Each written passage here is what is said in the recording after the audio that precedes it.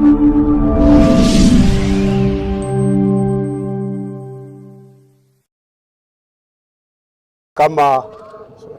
tuko na husuni because tungekuwa tunakukaribisha when there are better stories, but nevertheless we want to welcome you to Kiambu County.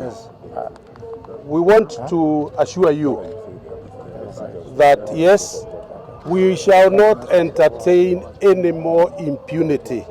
Tunajua mambo ya security iko kwa upande wa national government, na sisi kama county government tutakusupport in any way and everything possible to make sure that Kiambu is a secure place. This is county number 1. We cannot allow this kind of nonsense where people are being harassed. When are they going to milk? When are they going to pick coffee? So we want to assure you that we are going to support you fully. On our part, as you have been following, Waziri, tulikuta watu ambao walikuwa wakiharas watu wa biashara. There were people who are entering into people's business and ransacking and taking stocks of worth 800 or 1 million shillings. And Waziri, I want to confirm to you, hiyo imetoka, imeondoka, haiko Kiambu tena na haitarudi. Sasa wewe ukijipanga kwa upande wa hiyo security, ujue kwa mambo ya environment ya kufanya biashara tumejipanga. James Nyoro. I am accompanied by my cabinet colleague, our Minister for Water and Irrigation, Mr. Simon Chelugui, because we are also going to go to several projects in his ministry here in Kiambu. But for purposes of this meeting, I am accompanied by the Inspector General of Police, National Police Service, Mr. Matiang'I, the Deputy Inspector General, Kenya Police Service, Mr. Mbogwa, the Regional Commissioner for Central, Mr. Nyawanga, the County Commissioner, Mr. Wanyanga, and all security officials from all the agencies that have got the responsibility for internal security. I have come here because, one, we were all shocked by some of the reports that we have been receiving from Kiambu in the last 2-3 weeks, hoping that they will, reduce, because we kept applying measures of sending teams from Nairobi and working with them to see that we reduce the level of anxiety here. The matter has been very concerning to all of us. His Excellency the President instructed the Inspector General and myself to find out exactly what's happening in Kiambu, and then why people cannot sleep in Kiambu, and why these kinds of challenges are happening. So we have been here since morning. Some of the things that we have seen from the reports we have received are a bit frustrating, but it is our job to fix them, and we will fix them. We have had a very comprehensive discussion here with our colleagues from the security sector, and taken the very drastic decisions. One, we are reorganizing our security and national government administration in Kiambu with immediate effect. Two, I have asked the Regional Commissioner Central that all positions of assistant chiefs and chiefs that are not filled, we begin advertising immediately. Where interviews have been done, we will complete the process of recruitment before 15th of October. Because if interviews have been done, it means we have the reports. My colleagues in Harambee House and the Regional Commissioner's team will work to ensure that we staff up completely, so that people are served by assistant chiefs and chiefs close to them as we move forward. Three, we have reorganized our police deployment here to address some of the challenges that we have seen. And four, I have agreed with the Inspector General of Police. This is not stuff to play games about. You really must have the heart of stone when you come to an area and are confronted by people like I was confronted in one marketplace here, I forgot, Mutomo, by a member of the public who spoke directly to me in the face and told me a very heart-rending experience of a child who was raped, and told me it happened in his family, and asked me the question that every leader dreads. Will you make the difference? And I told that gentleman, that parent I spoke to, and I'm telling you, people of Kiambu, yes, we will make that difference. And we are going to be fairly tough. I can assure you, you will not have these incidents again. We are going to deploy effectively here, and we are going to comb this place. And the criminals who operate around here and the gangs who are operating around here, if any one of you knows them, let them understand this. We are going to be very, very hard on them, because people must be, our NEWSLIFE must be left to do their businesses, and they must be left to go about their businesses peacefully. We will do our work. I have come here to promise you, we will do our work. That's what we are paid to do. We will do our work. We are responsible public servants. We will do our work. And I've told all my colleagues in the security teams in this place, it is our job to be awake at night so that wananchi sleep. It is our job to remain awake at night and move around these villages and so on, so that wananchi sleep. And whatever it is going to take, IG and myself and all our colleagues are going to pay special attention to what is happening around here. And even if it means we ourselves working with other special teams around here, we will. We are going to remain awake so that our people can sleep. That's what we are paid to do. And we will do so. Na safari hii sio ile maneno ya kawaida. Mnanielewa? I am following the footsteps of John Michuki. Hii mambo hatuwezi kukubali.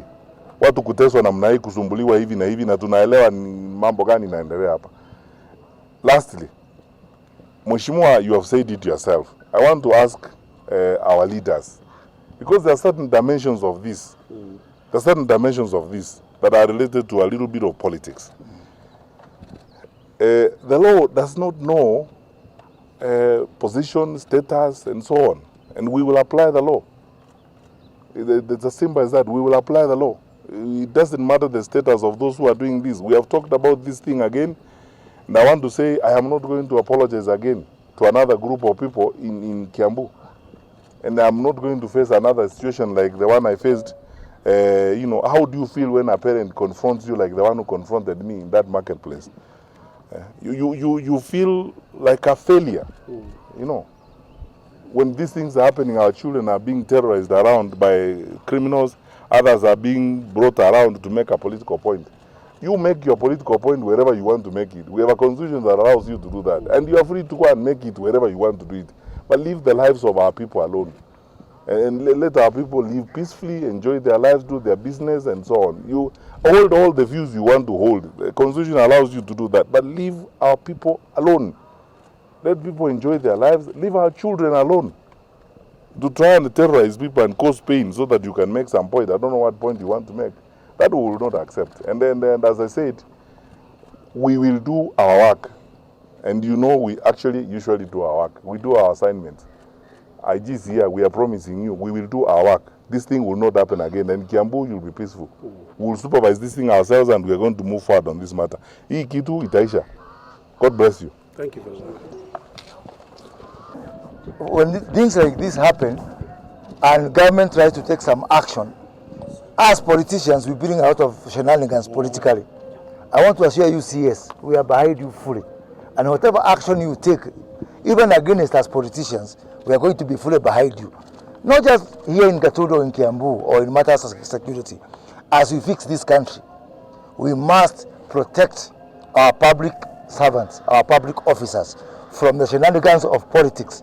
Si ati waziri anajaribu kusema hii sasa kesho amefanya hii kwa nini? Hapana, tuweke ndani, hata kama ni mimi nimezoea, bora tukuwe na security, because we cannot keep on doing things the same way and expecting different results.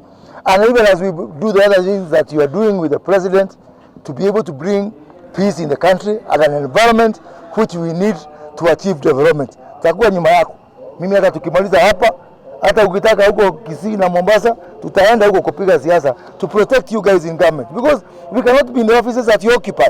All we can do is to create an environment which is good for you. And I really feel bad when we politicize matters which have got public officers, because hawana ile sauti niko nayo ya kwenda kupiga makelele huko. So kazi yetu DG na wengine wanasiasa to protect hawa watu waweze kukaa kwa maofisi na kufanya kazi yao.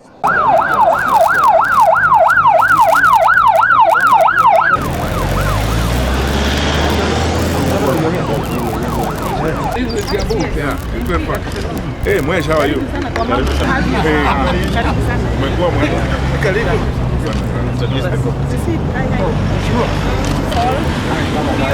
Ya hora video ya video. Lakini utaongea.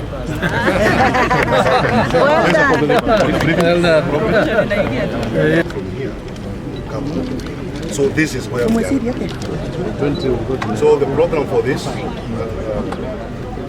we are but we had issues on land acquisition. But now we have some.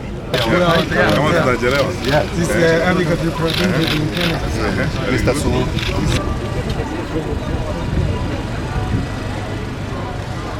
Yo hiyo. Asante sana kabisa chief. Very good. Thank you.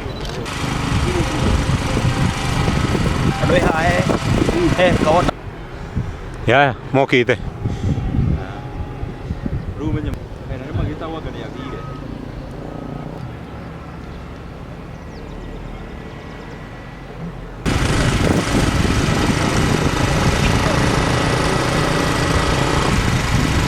Heo ndo ni rangi. Tigoro ya kumakili. Bypass. Ye dire. Ile ndio sio. Ai. How do they do that? Kama tigegari. Tikonyithia ni ranyitithania kiria. Asa. Ona thie kuo kana mundu ngiathie. No.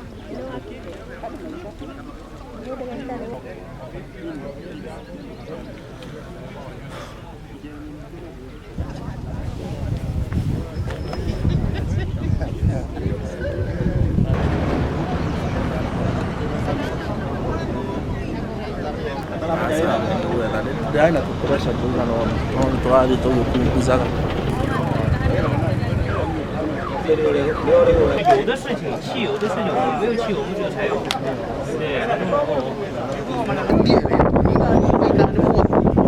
No orete ndio wake kijana wa watu ratiriri kirathi una ciana cia riroketirwo tene. Nitoa akili hapo.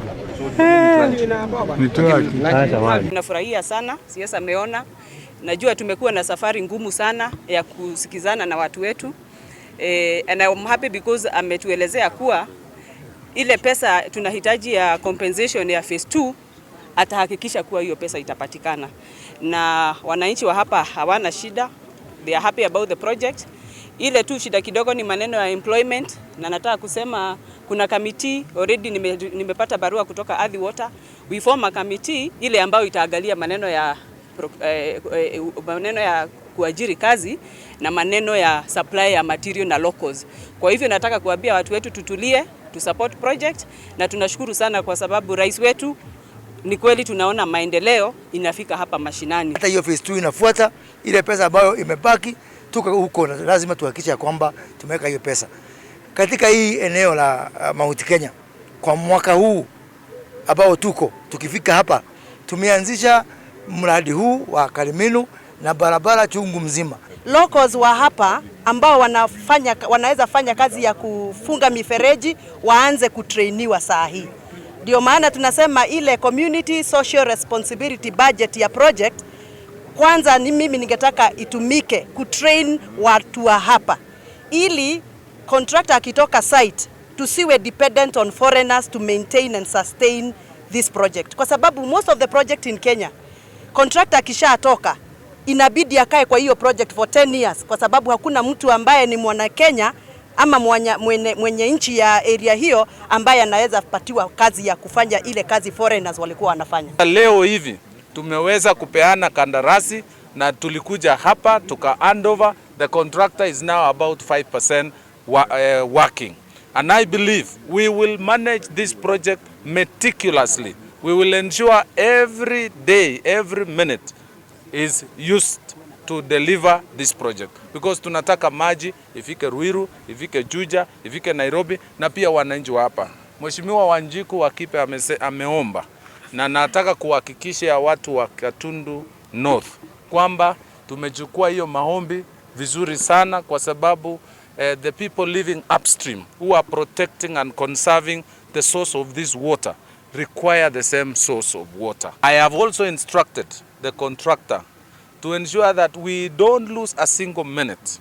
I have also instructed the contractor to ensure out of all the jobs and works available which can be done by locals, kama huyu ni engineer na wale wengine wako na lori zao, wako na uwezo wa kufanya kazi na mwenye huyo kandarasi, tutahakikisha kwamba hiyo maneno tutashughulikia, ili pia wakati huyu mkandarasi akitoka hata utajiri umewachwa hapa nyumbani. Other than this project in Kiambu County, we are also doing Limuru water and sewerage works. We are also doing Kikuyu Town water and sewerage works. In total, over 10 billion shillings in Kiambu County is ongoing under my ministry. And we will all work hard as all government to ensure all these things are delivered on time and on cost. That is my commitment and that is my promise on behalf of the government of Kenya, on behalf of my colleagues, and also not to shame our president. And I want to assure you, the phase 2 will go on smoothly. We have enough resources to proceed. We are, as the minister said, we allocated 1 billion this financial year. We are looking for some money so that we make sure that we do not lose a day in the implementation of the project.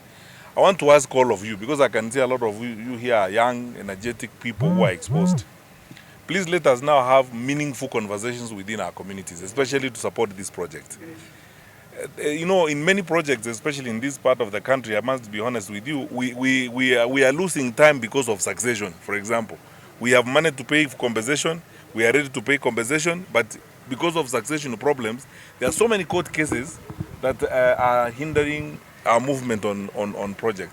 So we want to ask you, help your families, help other people discuss succession related issues so that they are sorted out early, so that then, you know, compensations can be paid.